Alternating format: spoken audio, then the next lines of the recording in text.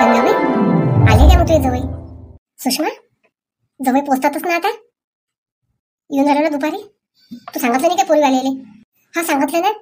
आता पोरीची आई येऊन गेली माझ्या घरी, म्हणून मी तुझ्या घरी आली कन्फर्म करायसाठी. नाही नाही सांगून दे सुषमा, आज येते म्हणून पोरगी पाहायसाठी.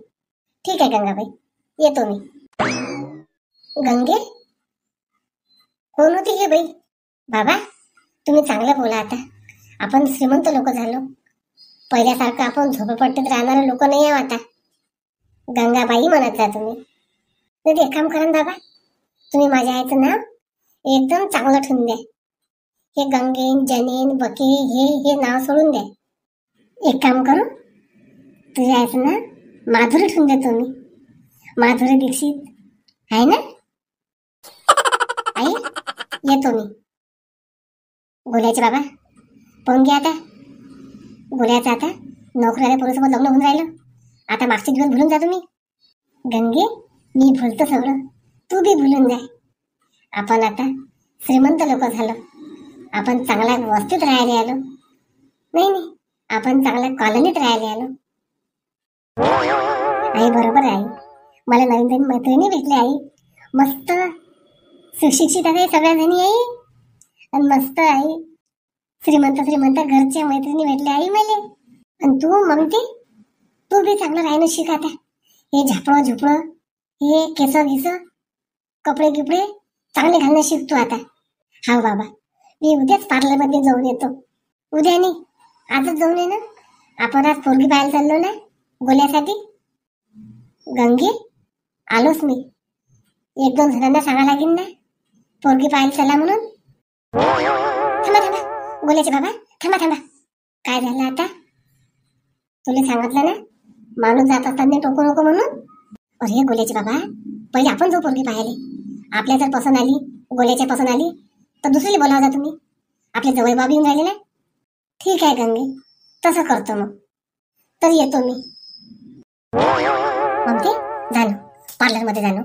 ठीक आहे पाहते मी पार्लरवाली. शांताबाई काय द्यायचं करवले शांताबाई? काही नाही झाबरू. काय रे कुठे गेला ना झाबरू? मी आवाज दिले तुला 2-3. माधुरी म्हणे बाजारात गेले म्हणे. शांताबाई हे बाय तुझ्यासाठी मस्त मी सीताफळ आणले. काय शांताबाई ताजे आणले. झाबरू मी काय म्हणत होते, आज मी जातो झाबरू.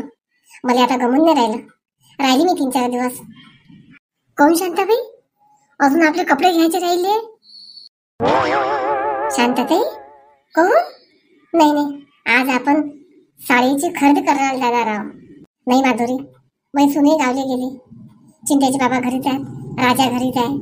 याचा स्वयंपाक पाणी कोण करीन काय करीन काहीच विचार नाही केला. दोघी जणी चालला आलो दोन्हीकडे. झाबरू आता जागर राहिली 2-4 दिवस मी.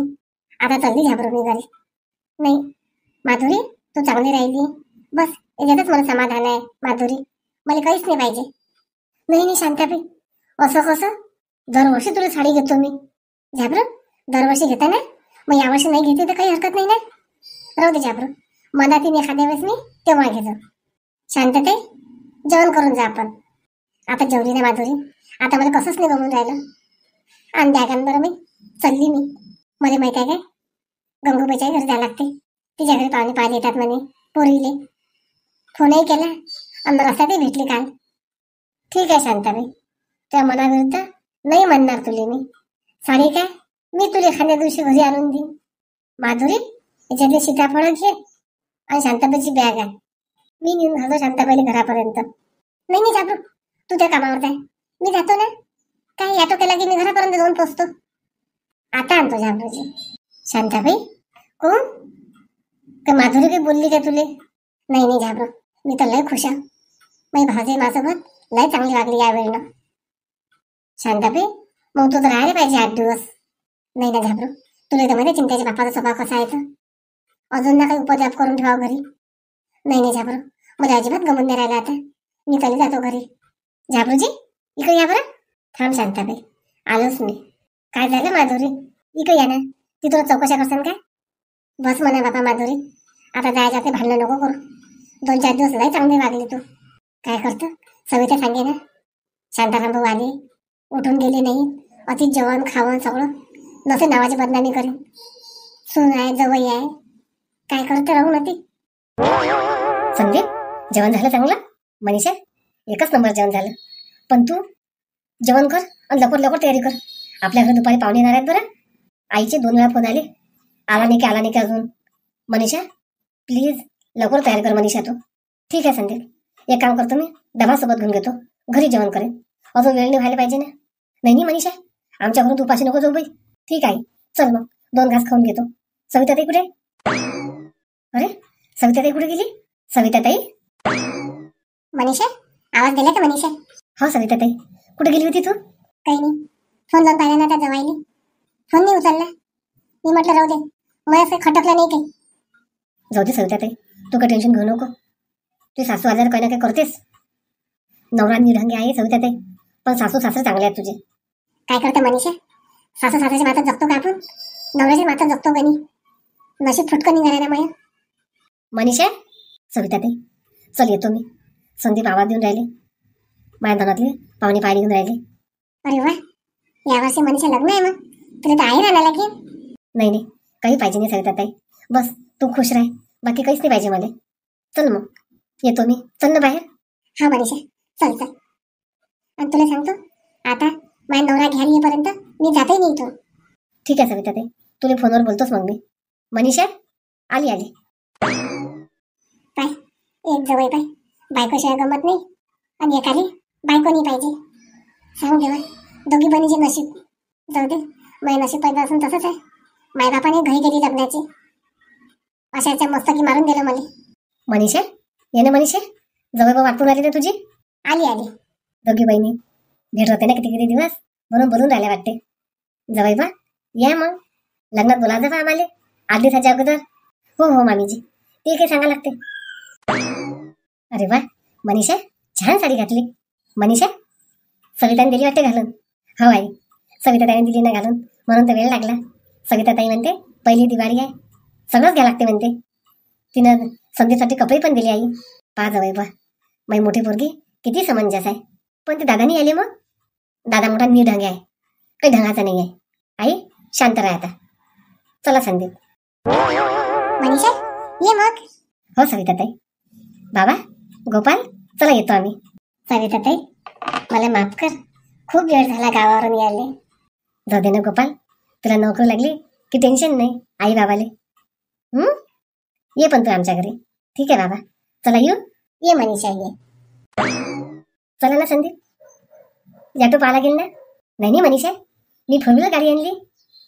4 व्हीलर कोणाची? मनीषा मित्राची आणली. आपली गाडी येईपर्यंत त्याचीच गाडी वापरत असतो मी. ठीक आहे संदीप, चला मग. चला मामीजी, मामाजी, गोपाल चला मग. सविताताई तुम्ही पण मारा चक्कर राजा दादाला घेऊन. हो ठीक आहे. चल मनीषा.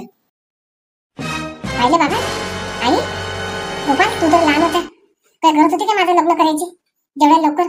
मी म्हटलं ना शाळा शिकतो, नोकरी करतो, पण ऐकले का तुम्ही? पाहिलं मनीषाचा नवरा कसा आहे आणि माझा नवरा कसा आहे. आई तू तर म्हणून चांगला चालला, सविताताईचा नवरा. खोटी बोलते रे गोपाल आई. आईले फक्त खोटं खरं बोलायला सांग, काही चांगला नाही झाला. मी आली तेव्हापासून आला का एखादा फोन घेऊन. मनीषाचा नवरा पाय, त्याचा जीव आहे तिच्या त्यांनी म्हणून घ्यायलाही पण आला. आणि माझा नवरा पाय हंगत नाही मला. घरी गेल्यावर शाम गोपाल भांडणं करत राहते माझ्यासोबत. सविताताई जाऊ नको मग तू घरी, अजिबात जाऊ नको. आईला मी मनात किती वेळा विचारपूस केली, पण आईनं सविताताई सगळं चांगलं सांगितलं. चांगली आहे. नाही गोपाल, काही चांगला नाही आहे माझा नवरा. घरी गेल्यावर माझ्यासोबत बोलत नाही ना, कधी प्रेमानं मला एखादी साडी आणत नाही, कधी चांगलं बाहेर नेत नाही, काहीच नाही करत. जी वाटेन ती तुला करत बसतो, काय करायचं आहे तर. आई तू अजिबात बोलायचं नाही आता. मी आलो घरी. गोपाल मी आराम करतो, जा तुम्ही आराम करा, मी याव आता.